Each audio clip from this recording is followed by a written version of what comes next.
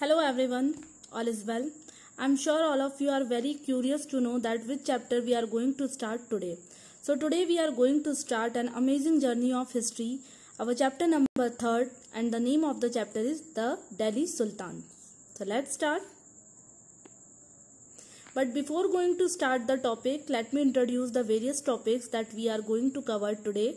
That is introduction of chapter, the important rulers of slave dynasty, very essential topic, Qutbuddin Aibak, Shamsuddin Iltutmish and Razia Sultans. So these are the following topics that we are going to cover today.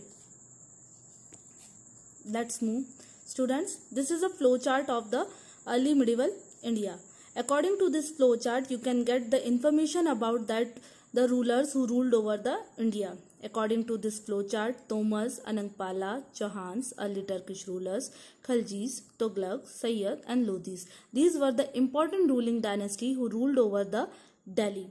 But the interesting fact about the Rajput rulers, the journey of the Rajput rulers ended up to the Prithviraj Chauhans. Means after the Prithviraj Chauhan, early Turkish rulers started ruling India.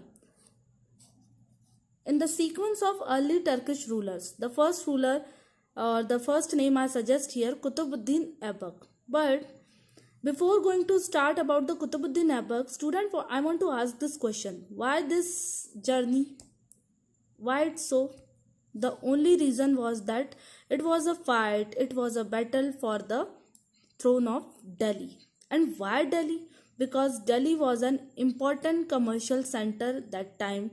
Delhi was covered by fertile land, and fertile land is very good for irrigation. So this was the basic reasons, and it was a commercial center. So this was the basic reason that Delhi became so important that time, and Delhi was the prime or the central figure of the every rulers. So let's start. Early Turkish rulers. The first name I suggest here, Qutbuddin Aibak. Qutbuddin Aibak was the ruler of slave dynasty, or you can say that he gave the birth of slave dynasty. How it happens? Because after the death of Muhammad Ghori, students remembered Muhammad Ghori? After the death of Muhammad Ghori, he was annexed the throne of Delhi. He was served as a slave in his kingdom, and after the death of Muhammad Ghori, he started to ruling India, or he started to ruling over Delhi because he controlled the throne of Delhi. Let us see some administration skills of Qutbuddin Aibak. I know, students, it is very difficult to memorize the name of some rulers, so I have a very smart tricks to memorize the name of the rulers. Qutbuddin Aibak, you can memorize in a funny way. Buddhu Aibak. Qutbuddin was the founder of slave dynasty. You know this very well. Now we see the administrative skills of the Qutbuddin Aibak. See, students, Qutbuddin Aibak was a well known for his courage. He was a courageous man. He was not like a coward person. He is having a courageous skills. He had a good fighting skills and organizational abilities. That qualities he acquired, he possessed himself. That's why he ruled over Delhi so long time. During his reign, he devoted his entire attention, the whole attention, in strengthening his position and kingdom. Entire his journey, he devoted his entire attention in strengthening his position and kingdom. This makes him more popular. He gave large sum of money in charity. He was also a kind-hearted human being, so that's why he started to give large sum of money in charity. It makes him popular.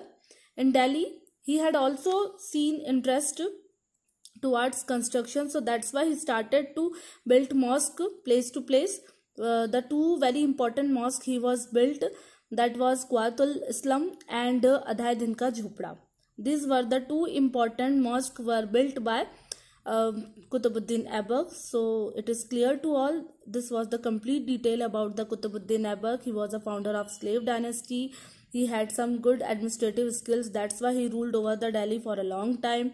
He was a courageous man. He had a good fighting skills and organizational abilities. Also, he showed some interest towards the construction. That's why he had built two mosques, one at Delhi and one at Ajmer. I hope it is clear to all. Let's move to the another ruler. Another ruler name was Shamsuddin Iltutmish. Iltutmish, who was Iltutmish? He was a son-in-law of Aibak. After the sudden death at Lahore, Actually, Aibak was died at Lahore suddenly, and after his death, his son-in-law took the chance and ascended the throne of Delhi and started rule over the Delhi.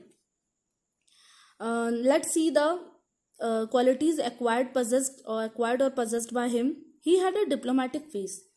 Iltutmish was like a diplomatic skills person. He saved himself from the attack of Mongol. He saved himself from the attack of Mongol because that time Mongol was also invaded in India and it was led by Genghis Khan. In the next chapter, you will read more about the Genghis Khan. He divided his empire into many small. Students, listen here very carefully. He divided his empire for a smooth administration. For a smooth administration or better administration, he divided his empire into many small and big pieces of land called iktas. So here land is nominated or land is known here as a iktas. IQTAS, iktas.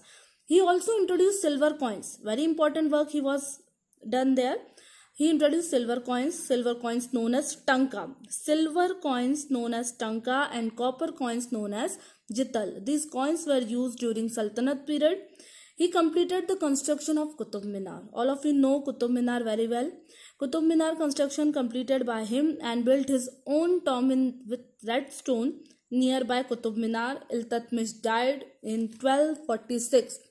Iltutmish died in 1236, not 46, 1236. Now, coins of Sultan Iltutmish. This is the coins that he was introduced that time. See, this type of coins you cannot see nowadays. So it was a coins introduced by the Sultan Iltutmish that time. Now let's move to the very important part of this session, that is Razia Sultan. She was the woman that makes proud to every woman because she was the first and the last woman Sultan of Delhi. The qualities acquired by her, that she was the first and the last woman Muslim ruler of the medieval world. She was brave, intelligent, and all the qualities of a great ruler, possessed all the qualities of a great ruler. She was also an excellent horsewoman. She dressed like a man. And personally led her army in battle.